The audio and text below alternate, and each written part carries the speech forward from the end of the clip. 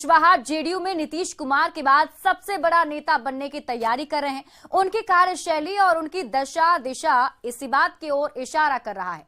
उन्होंने जेडीयू कार्यकर्ताओं के नाम एक लेटर लिखकर 19 और 20 फरवरी को पटना बुलाया है। उपेंद्र कुशवाहा का कहना है कि जेडीयू कमजोर हो रहा है और उसको बचाने के लिए उन्होंने कार्यकर्ताओं को पटना बुलाया है।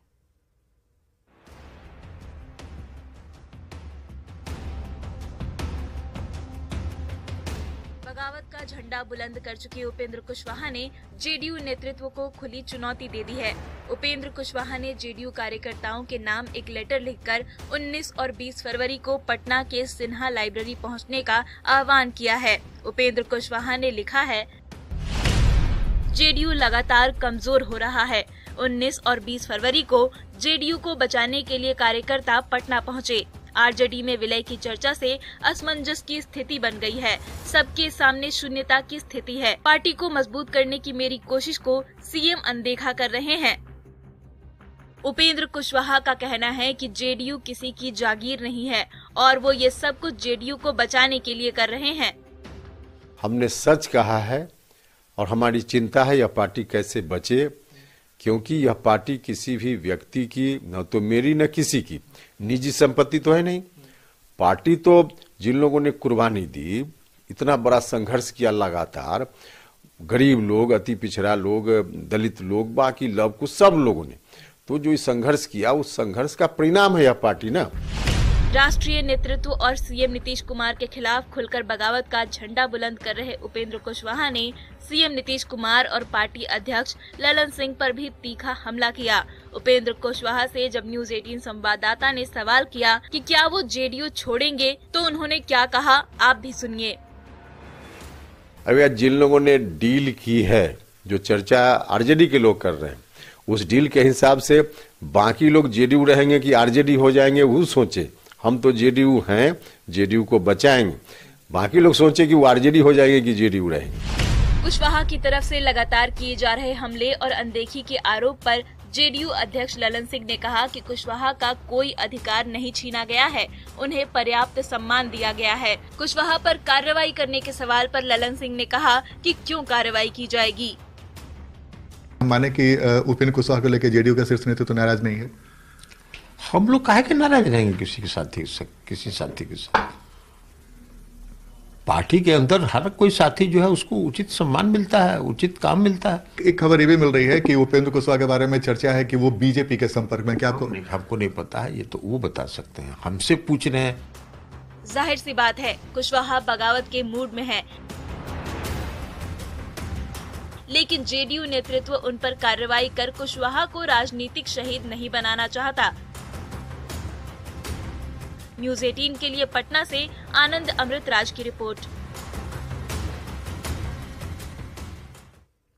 उपेंद्र कुशवाहा की चिट्ठी पर तुरंत ही पलटवार करते हुए जेडीयू के राष्ट्रीय अध्यक्ष ललन सिंह ने भी ट्वीट कर दिया। ललन सिंह ने लिखा, कहीं पर निगाहें कहीं पर निशाना। जेडीयू के समर्पित एवं निष्ठावान कार्यकर्ता साथियों को दिग्भ्रमित करने का प्रयास है। ना कोई डील है और ना ही विलय की बात, ये सिर्फ एक मनगढ़ंत कहानी है।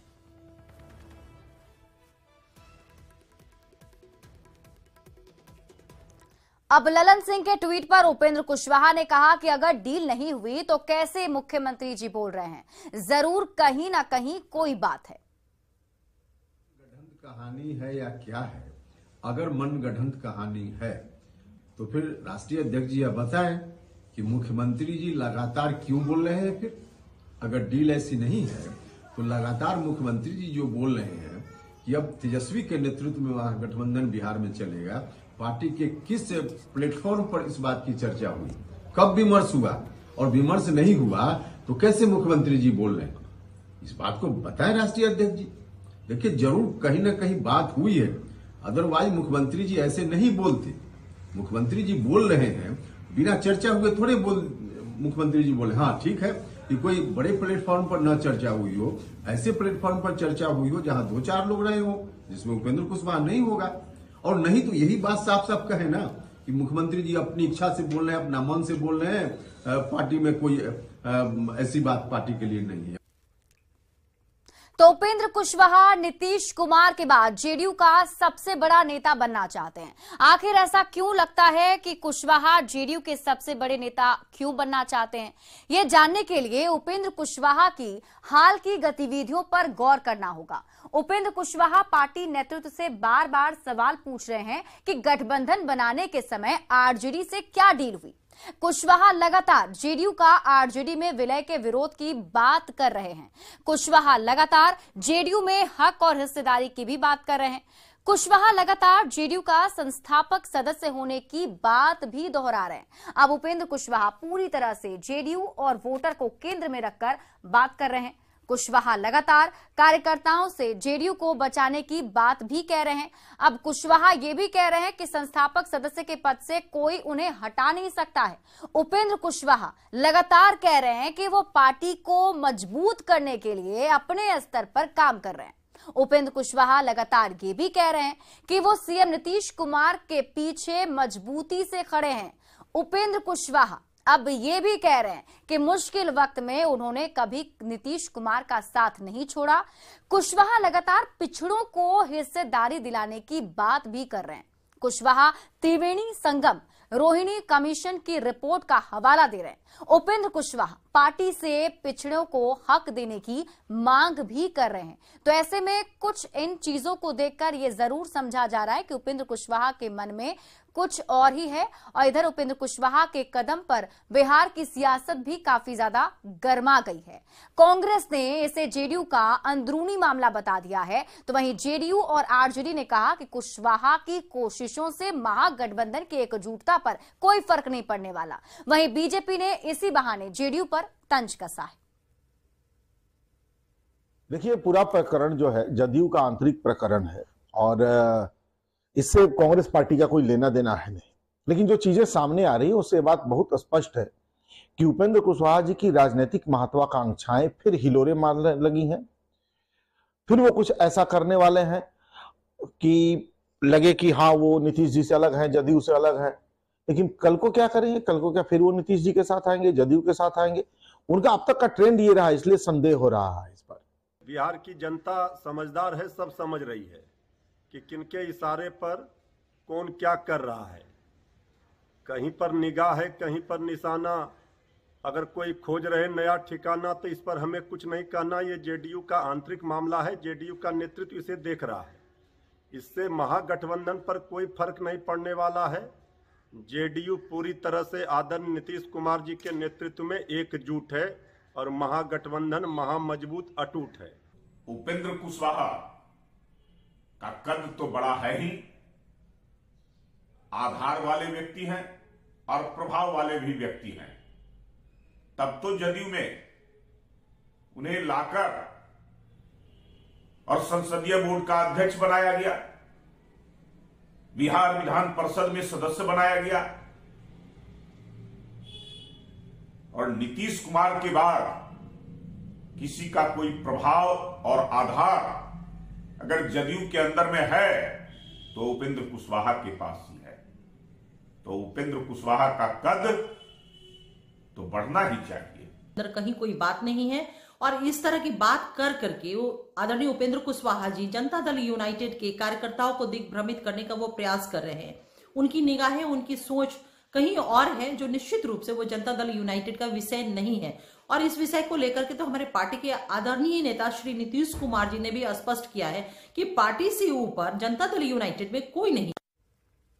भवन निर्माण मंत्री अशोक चौधरी ने अपनी ही पार्टी के विधायक के खिलाफ जमकर भड़ास निकाली। बरबीघा विधानसभा से जेडीयू विधायक सुदर्शन कुमार पर खुले मंच से अशोक चौधरी ने कार्यकर्ताओं को अनदेखी करने का आरोप लगाया।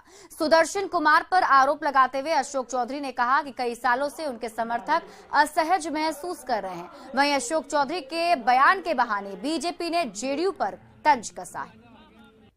आपको विश्वास दिलाता हूं कि बरबीघा के प्रति कुछ सालों में, क्योंकि 15 में जो चुनाव हुआ उस समय कांग्रेस के हम अध्यक्ष थे और हमने सुदर्शन जी को विधानसभा का टिकट दिया था और सुदर्शन जी को आपके आशीर्वाद और प्यार से जीते। आप जीत के विधानसभा भी गए। फिर 20 में जब हम जदयू में 17 में चले आए, फिर जदयू से उनको टिकट दिए, वो भी जदयू से भी जीत करके फिर विधानसभा गए। लेकिन जो हमारे लोग थे जिन्होंने चुनाव में बचपन से हमारे पिताजी के साथ, हमारे साथ जो लोग काम किए थे, उनको सम्मान मिलने में कहीं ना कहीं हमें लगा कि कठिनाई हो रही है और उन लोगों का मनोबल टूट रहा है। और बहुत से लोग आए और मिले हमसे और उन्होंने कहा कि नहीं, हम लोगों को जिस तरह का सम्मान मिलना चाहिए वो नहीं मिल पा रहा है। लेकिन ठीक है, कोई बात नहीं, हमारे पार्टी के हैं, उनका भी अधिकार है, उनका भी कार्य प्रणाली है, उनकी भी कार्यशैली है, अपना अपना हर कोई अपने क्षेत्र में अपने तरीके से काम करता है और सबको करना भी चाहिए। नीतीश कुमार जी जो एक मुख्यमंत्री हैं, वो उनके किसी मंत्री, किसी विधायक पर कमांड नहीं रहा है। आए दिन अच्छे अच्छे जो उनके मंत्री रह चुके हैं, किसी भी तरह से वो कुछ बोलते हैं तो उस पर कोई, इनका भी लोग कहीं से लगाम नहीं लगाया जाता है। कल को कोई उनके विधायक कुछ बोल देते हैं, कल उनके मंत्री कुछ बोल देते हैं। बिहार के पूर्व कृषि मंत्री सुधाकर सिंह ने एक बार फिर से नीतीश सरकार को घेरा है। पूर्वी चंपारण पहुंचे सुधाकर सिंह किसान पंचायत में शामिल हुए और सरकार पर जमकर हमला बोला। सुधाकर ने कहा कि बिहार सरकार की नीतियों की वजह से गन्ना उत्पादक काफी प्रभावित हुए हैं।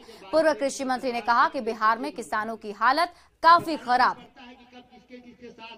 कि जो देश में 3 मोदी जी ने कानून को निरस्त किया था, इसकी आधारशिला हमारे इस बिहार के मुख्यमंत्री, तब के कृषि मंत्री, भारत सरकार में जब वाजपेयी जी की सरकार थी तो एक कृषि मंत्री थे। अब बताना भी पड़ता है कि कब किसके किसके साथ रहे हैं। इतनी बार वो पलटते रहते हैं कि बताना पड़ता है कि कब किसके साथ रहते हैं। तो कृषि मंत्री थे तो इन्होंने कहा कि देश में मंडी कानून नहीं होना चाहिए, इस देश में जो किसान जो बीज का इस्तेमाल करते हो विदेश से आना चाहिए।